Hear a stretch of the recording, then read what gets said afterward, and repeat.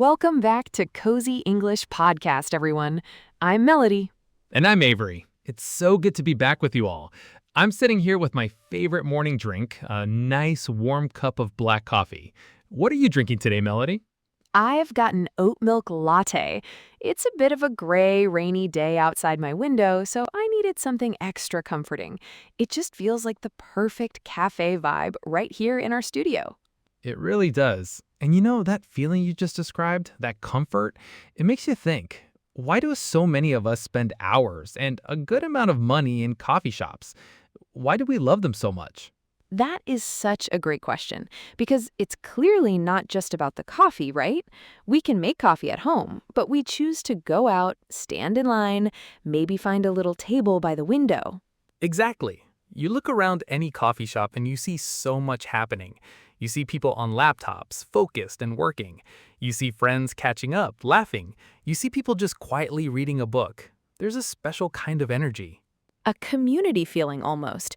Even if you're there alone, you feel like you're part of something. It's a feeling of being alone together. Alone together. I like that. So that's what we want to explore today. That's right. Today, we're talking all about coffee culture. We're going to explore the vocabulary you need, the conversations you might have, and the reasons why this culture is so important around the world, especially in English-speaking countries. And by the end of this episode, our goal is for you to feel totally comfortable walking into any cafe, ordering a drink, and maybe even starting a little small talk in English. It's going to be a fun one, so grab your favorite drink, get comfortable, and let's get into it.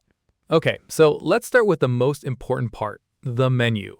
Walking into a coffee shop and seeing this huge board with a dozen different drinks can be a little intimidating if you're not sure what they are. Oh, definitely. All those words, many of them from Italian, can be confusing, so let's break down the most common ones you'll see. The foundation of almost everything is the espresso. Right. An espresso is a very small, very strong coffee. It's made by forcing hot water through finely ground coffee beans. You get this concentrated shot of coffee, you can drink it on its own, but it's usually the base for other drinks. Exactly. So when you take that espresso and add steamed milk and a little bit of milk foam on top, you get one of the most popular drinks in the world, a latte, L-A-T-T-E. A latte. It's very milky, very smooth. Now, if you like more foam, you'd order a cappuccino. A cappuccino has equal parts espresso, steamed milk, and that thick layer of airy foam on top. Right. So latte is milky, cappuccino is foamy. That's a great way to remember it. But what if you don't like milk? What if you just want a simple black coffee that's bigger than a tiny espresso?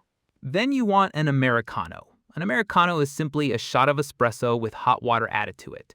It gives you a larger cup of coffee that has a similar strength to regular drip coffee, but with that rich espresso flavor. That's my dad's favorite. He loves it. Okay, so those are the hot basics, but let's be honest, cold coffee is huge now. What are the main options there? Yeah, it's not just for summer anymore. The two big ones are iced coffee and cold brew, and they are different. This is a key difference. A lot of people don't know this. An iced coffee is typically coffee that was brewed hot and then cooled down by pouring it over ice. Right, but cold brew is different. For cold brew, the coffee grounds are steeped in cold water for a long time, usually 12 to 24 hours. This process makes the coffee less acidic and very smooth. It's also usually a bit stronger in caffeine. A great explanation. So now we know some drinks. What about other key vocabulary for the cafe itself? Let's start with the person who makes your coffee. You're still right. Let's get into some of the specialty drinks. For example, a lot of people see flat white on the menu now. It's originally from Australia or New Zealand. There's a big debate there. So we have the big ones covered, but Avery, you and I know the menu doesn't stop there.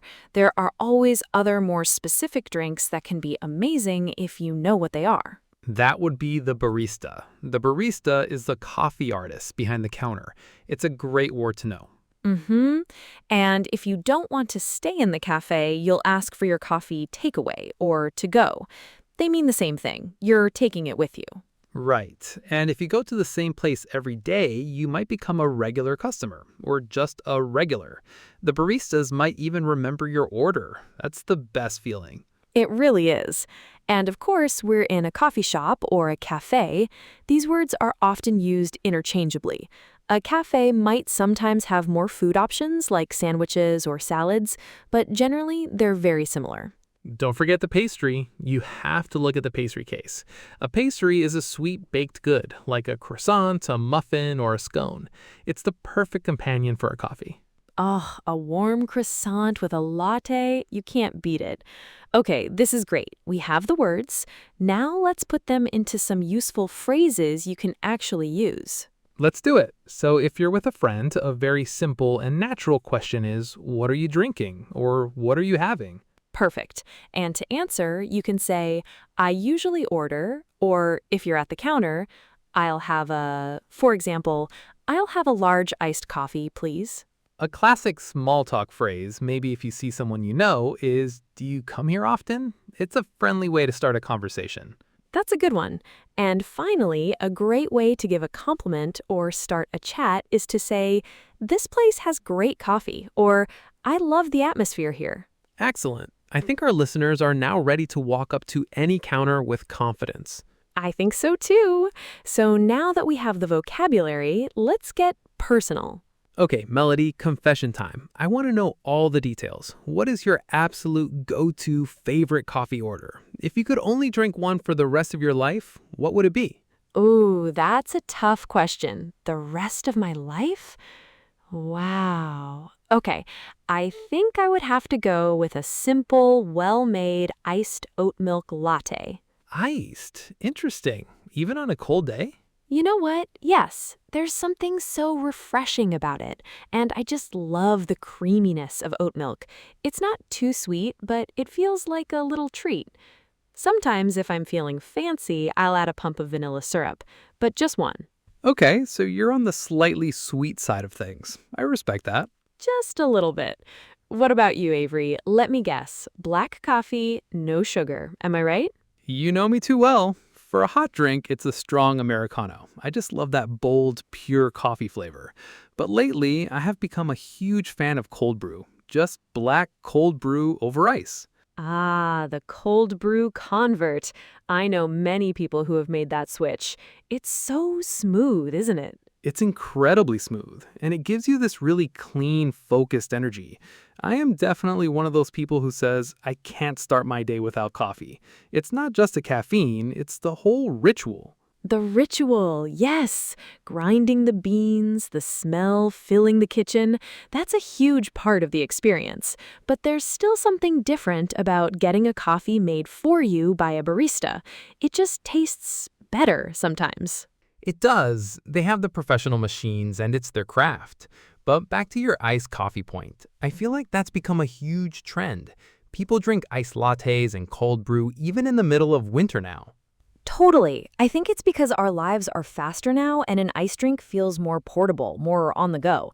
A hot cappuccino in a ceramic mug feels like something you need to sit down and savor. An iced coffee in a plastic cup feels like you can take it anywhere and conquer your day. That is a brilliant observation. A hot drink says relax, while a cold drink says let's be productive. You've just defined the different vibes of coffee. It's funny how much psychology is in our coffee order, isn't it? And we haven't even touched on the world of alternative milks. Oat milk, almond, soy, coconut. That has completely changed the coffee shop menu in the last decade. Oh, absolutely. It's fantastic. It means more people can enjoy these kinds of milky drinks. I think oat milk has become the champion. It's so creamy and steams really well for lattes. I agree. It's my go-to. It makes the drink feel more luxurious without being unhealthy. It's all about finding that perfect cup that makes you happy. Exactly. And speaking of happy, that brings us to the place itself. Yes, let's talk about coffee shop life. We've talked about the coffee, but why do we actually go to these places? As you said, Avery, we can make coffee at home and it's much cheaper. It's so true. There must be something else we're paying for. And for a lot of people, myself included, that thing is productivity. I get so much more work done in a coffee shop. Me too, 100%. At home, there are a million distractions. I'll suddenly notice some dust on a shelf, or I'll remember there's laundry to do, or I'll just decide to turn on the TV for 5 minutes, which becomes an hour. Right, but in a cafe, your world shrinks to just your table, your laptop, and your coffee. Plus, there's a concept psychologists talk about called body doubling. The simple act of being around other people who are also working or studying creates a kind of positive peer pressure that helps you focus. That makes so much sense. You don't want to be the only person scrolling on your phone when everyone else looks busy. It motivates you. And there's the noise, too. The ambient noise, that low hum of conversation, the clinking of cups, the hiss of the espresso machine, it's proven to be better for creativity than complete silence. It's a gentle buzz of energy that keeps your brain engaged. I love that. But it's not just for work, it's a place for escape, too. One of my favorite things to do on a weekend is find a really comfortable armchair in a cozy cafe, put my phone on silent, and just read a book for an hour. Oh, that's the best. It's a little luxury, a small, affordable way to treat yourself and step out of your normal routine. And while you're there, you can indulge in another great coffee shop activity, people watching. Yes, I am a professional people watcher. It's fascinating. You see so many little human dramas play out. You imagine what people are talking about, what their stories are. It makes you feel connected to your city in a really nice way. I remember once saw a couple on what was very clearly a first date. They were so nervous and awkward at the beginning, but by the end of their coffees, they were laughing and seemed so comfortable. It was like watching a little movie. Oh, that's so sweet. See, it's a stage for life. It all comes down to this idea of the third place. Have you heard of this?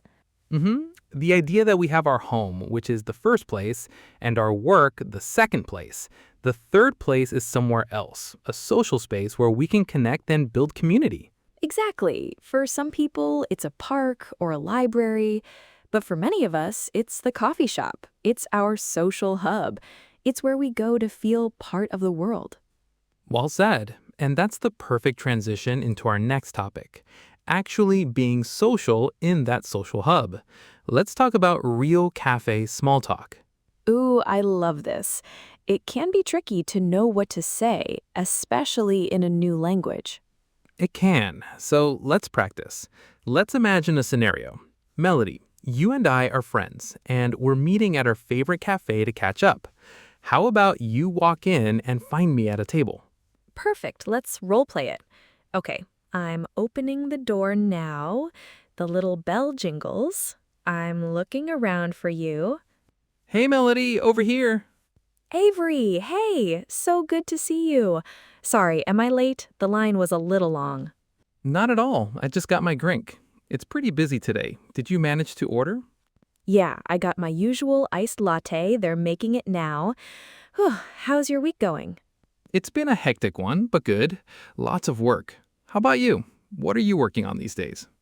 Oh, just planning our next amazing podcast episode for our lovely listeners. By the way, have you tried the new brownie they have? I saw it in the pastry case, and it looked incredible. I haven't. Is it good? I was tempted. Maybe I should go back and get one. You've convinced me. Okay, and scene. That was fun. That was great. Now, let's break down some of the things we did there. We used some really natural, easy small talk phrases. Right, I started with a very common question. How's your week going? It's more specific than how are you, and it opens the conversation to talk about recent events. And then I asked, what are you working on? Which is another great question if you know the person works or studies. It shows you're interested in their life. And notice how we used the environment. I asked you, have you tried the new brownie? This is a perfect cafe conversation topic. You're talking about something you can both see and experience right there. It connects you to the moment. Exactly. Recommending a drink or a pastry is a fantastic low-pressure way to make conversation. You could also comment on other things. For example, I love the music they play in here. Or, it's so nice and warm in here today. These are all simple, friendly phrases that our A2 to B1 listeners can definitely use. The key is to be observant and curious. Look around you and ask genuine questions. That's the best advice. People appreciate when you show real interest, and sharing a coffee is the perfect backdrop for that kind of connection. All right, we've given you the vocabulary and we've shown you a real-life example. Now it's your turn to practice. That's right. We want you to feel the words in your own mouth. We're going to ask you 3 questions. After each question, we'll leave about 10 seconds of silence. In that time, you can either think of your answer, or even better, say it out loud. It doesn't matter if no one's around. Just practice making the sounds. Ready? Okay, here is question 1. What is your favorite coffee drink? Try to describe it in a full sentence. For example, my favorite drink is... Go. Great job. Maybe you said, I love a hot cappuccino with cinnamon on top. Or maybe, my favorite drink is a simple cold brew. Whatever it is, it's great to have that sentence ready. Okay, question number 2. What do you usually do at a cafe? Do you work, read a book, or meet with friends? Your turn. Excellent. Maybe your answer was, I usually go to a cafe to study for my exams. Or, I like to meet my best friend for coffee every Saturday. It helps to personalize the language. All right, last question. This one is a little more challenging. Think of your favorite coffee shop, or one you know. How would you recommend it to a friend? What makes it special? Tell us. Wonderful. You could say something like, you have to try the cafe on the corner. It has the most comfortable chairs and the baristas are so friendly. Or, the coffee at the Daily Grind is the best in town. That was fantastic, everyone. The more you practice speaking out loud, even just to yourself, the more natural and confident you will become. Keep up the great work. And just like that, we've come to the end of another episode of Cozy English Podcast. Wow, that flew by. All this talk about coffee shops has me wanting to go to one right now. Me too. Let's do a quick recap of our journey through coffee culture today. We started with the essential vocabulary on the menu. We learned the difference between a latte and a cappuccino, and between iced coffee and cold brew. We also talked about why coffee shops are so much more than just a place to get a drink. They are our third places where we can work, relax, people watch, and feel connected to our community. And we finished by practicing some real, natural cafe small talk. You learned some easy phrases to help you start a conversation and connect with a friend over coffee. Our biggest hope is that you now feel more confident and excited to enjoy real cafe conversations in English. It's such a wonderful and important part of daily life in so many countries. You now have the tools to be a part of it. So go ahead, find a nice local cafe, and put your skills to the test. Before we say goodbye, we have our question for you. Yes, our call to action. We asked you to think about it earlier, and now we want you to share it with us. Write in the comments section on whatever platform you're using to listen, what is your favorite coffee drink?